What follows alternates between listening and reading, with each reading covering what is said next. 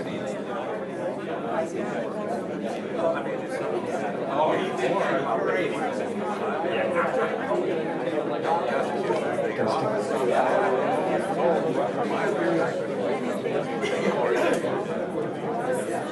morning. Good morning. Good morning. Thank you. Good afternoon. Good morning. My name is Lambert, and I have the distinct pleasure of being married to Gary Lambert. First, we'd like to ask Marine Corps Sergeant Major Paul Chevalier to come up and lead us in the Pledge of Allegiance. Please join me in the Pledge of Allegiance. I pledge allegiance to the flag of the United States of America and to the republic for which it stands, one nation, under God, indivisible, with liberty and justice for all. Two. Thank you. Be seated. Thank you, Paul. Gary and I are thrilled to see all of you here this morning. As our family, our friends, our professional peers, and our supporters, it's very meaningful to have us up here in front of you today to share this very important news. And thank you for coming. For those of you who've known us a bit, I'm very touched by your level of confidence and support. You've greeted this idea with optimism and faith, which has given us a great deal of courage, and we're fortunate to have each and every one of you in our lives. For those of you who are still learning about us, I'd like to share a few things that may shed some light on our experiences and our hope for the future. Gary and I are from two different parts of the United States. I was raised in a very small town in North Carolina, and Gary was raised in, I think, an even smaller town in Rhode Island. I moved to New Hampshire in 1986, and Gary moved here in 1994, shortly before we were married.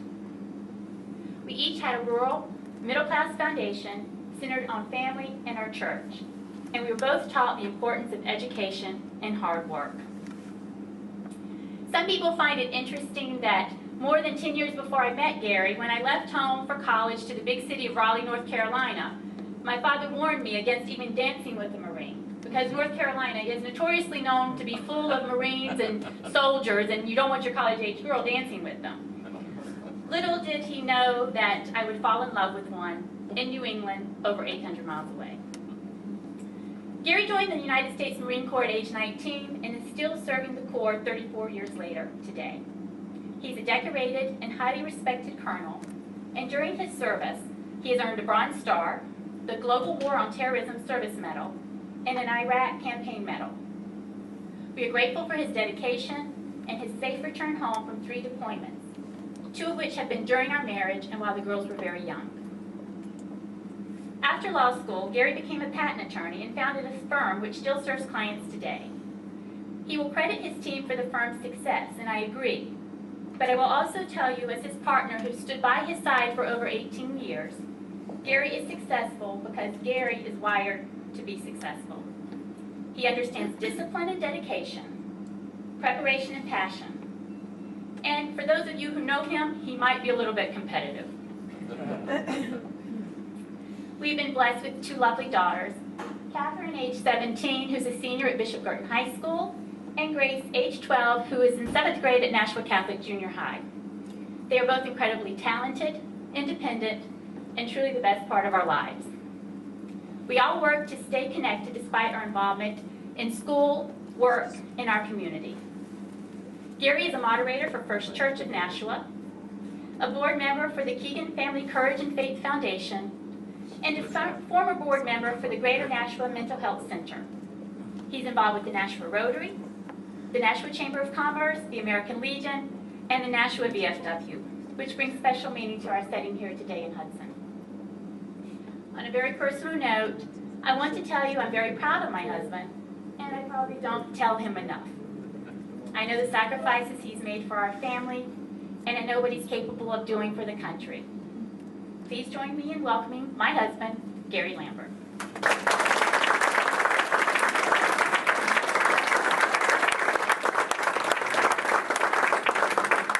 Thank you so much for that amazing introduction. And does everyone see why I married that woman 18 years ago? My only regret is that, we met on a blind date. My only regret is that we didn't meet sooner, but I'm glad we finally did meet. Catherine and Grace, even though you guys are out of school today, well, not out of school for the whole day, but just part of the day, thank you very much for being here, and thank you for being part of the decision as to why we're here. These guys are the sine wave queens. When I ran for state senate, that's their favorite thing. That's my favorite thing, so I can't wait to get to do a sine wave again with you guys with my name on the billboard. And Mom, thank you for coming all the way up from Rhode Island. My mom's from Rhode Island. I'm from Rhode Island, and she drove all the way up here.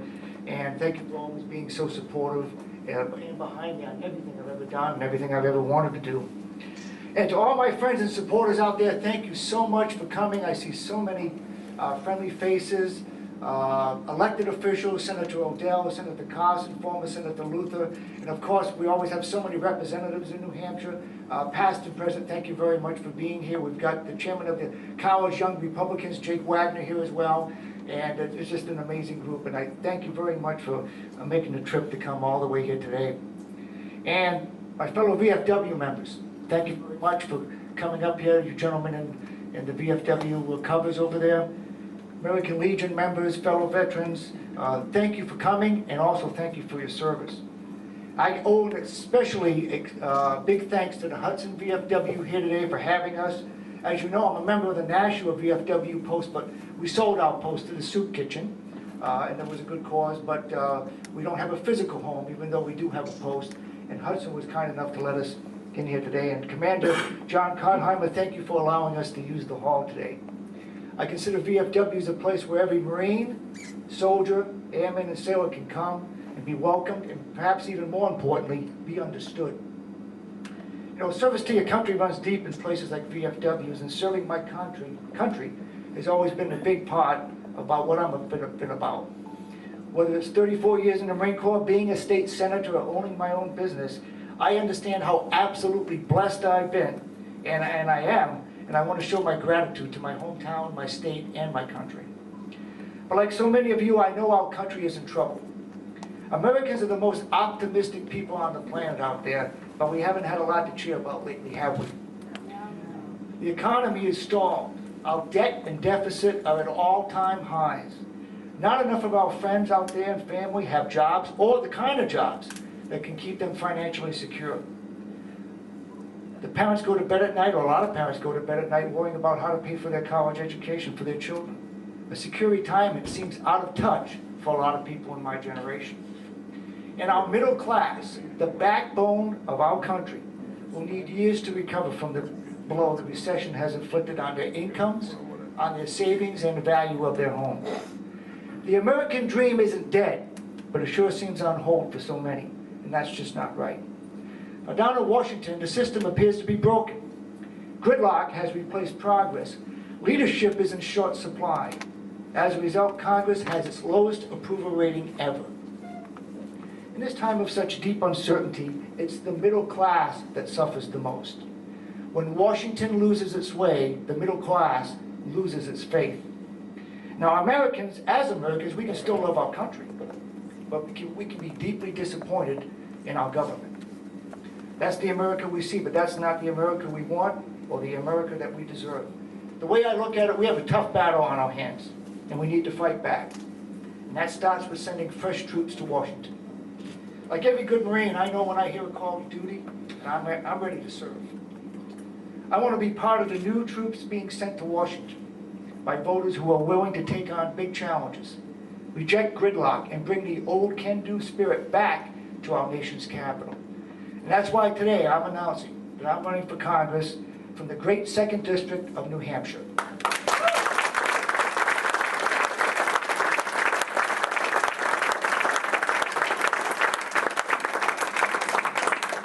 I want to go to Washington for the chance to start solving our country's problems for my family and yours. My goals are pretty simple. Help rebuild and strengthen the middle class, fix our debt and our deficit, create an immigration policy that actually makes sense, and start a serious discussion on tax reform. And I want to protect Medicare and Social Security so they don't go bankrupt. We have the obligation to protect these programs for the millions of Americans who count on them, like my mom here. And I want to get big government out of the way so small businesses can boom. I'll represent the 2nd District and the Granite State with pride. I'll bring solid Republican values with me too, because Republican ideas work. We've proven how they worked here in New Hampshire. Republicans stand for low taxes, living within our means, and a balanced budget. The voters are counting on Republicans to keep the focus on jobs and strengthening the middle class, not divisive Washington politics. These are the common sense principles I believe in, and these are the common sense principles that I'll take with me if you send me to Washington. Now there's another issue I need to add. There's a new health care law out there. We've all heard it, Obamacare.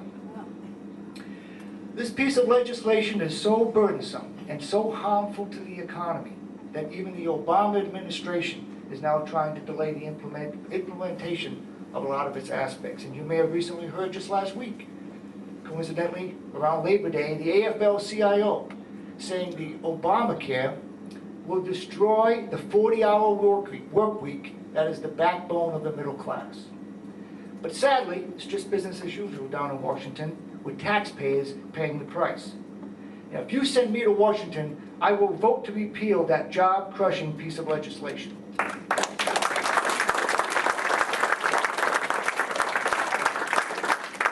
Now, Americans also pay a price when our government unfairly targets its citizens. Some Democrats in Congress and down in Washington call the IRS scandal a phony scandal. I call it a disgrace. It is wrong when a department within our federal government that Americans often fear the most targets certain groups applying for tax-exempt status, simply because of the organization's name or political persuasion. We need to reform the IRS because we need to restore the public's trust in it. Now, my opponent, Annie Custer, she has spent her life in politics as a lobbyist. She is part of the problem. What has she done in Washington? Has she offered any plan to control our debt and deficit? Has she given the middle class Granite Staters the belief that economic opportunity is there for everyone? No. Has she proposed a plan to protect programs like Medicare and Social Security that our seniors rely on? No. And has she written one piece of legislation that allows our job creators and business owners to go out and do what they do best, and that's innovate and grow our economy? No. Has she sat idly by as the IRS comes after law-abiding citizens and as the Obamacare train wreck continues down the track? Yes. Now send me to Washington and I'll be part of the group that says this: stop the games, let's get real, and let's get back down to business. It's because I know in my heart we can rally. We can set a new course. And you know what? Everyone in here believes that today, otherwise you wouldn't have come to this BFW hall. And I thank you for coming, and I'm proud of you for coming. But for me to be successful, you've got to do more than just listen. You need to join my team. Now, I'm a Marine, so we know how to enlist, and we know how to recruit, and we do a pretty good job of it. But I'm not going to ask you to do 100 push-ups before dawn, or get up before 5 and run 5 miles with a 75-pound pack on your back. But what I do need you to do is to make phone calls. I need you to write letters, put out yard signs, talk to your neighbors, talk to your friends, and get them excited, involved in my campaign for Congress. I need a strong team behind me because I've got my work cut out for me. I've got to unseat an incumbent in the 2nd District who's been raising lots of money from Washington insiders and special interest groups that don't come from the Granite State. Now, in closing, the reasons I became a Marine at 19 are the same reasons inspiring me to run for Congress. Love a country, a need to serve, and make a difference. Like many here, I grew up middle class. My father died when I was 18, and I watched my mother go to work. After that, raised my brother and I, helped me get to college, and my brother to college, and me to law school. I worked at McDonald's, I worked in a textile mill, I worked in a meat market to help pay for college. So Laura, your introduction was wonderful. As I look at you and Catherine and Grace, I know we can give future generations the opportunities that we are blessed with. The reasons I became a Republican, because I desire to pass along a safer, a stronger, and a better country to the next generation. Now those things I've been through throughout my entire life, whether I'm dressed in a Marine Corps uniform and they call me Colonel, or whether I go home and I have dinner with Lori and Catherine and Grace. So I'm Gary Lambert. I'm running for Congress. I've heard the call. I'm ready to serve. Send me to Washington. Thank you very much. God bless you and God bless America.